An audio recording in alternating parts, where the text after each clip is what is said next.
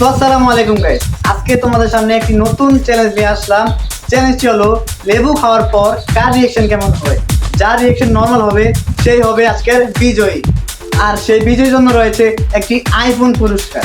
তো দেখা যাক আজকের বিজয়ী কে হয়। এই চ্যালেঞ্জে অংশগ্রহণ করবেন সাইদুল, রিফাত, রামিম এবং হাসান।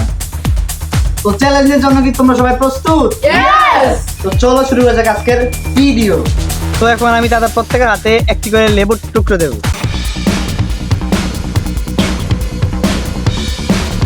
তোমরা কি প্রত্যেকে লেবু পেয়েছো?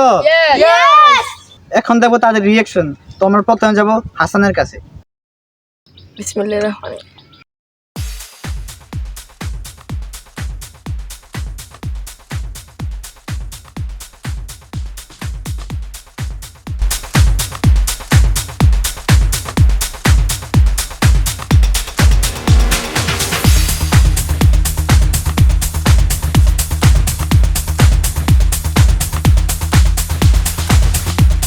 তো আপনারা তো তাদের লেবু খাওয়ার রিঅ্যাকশন দেখলেন।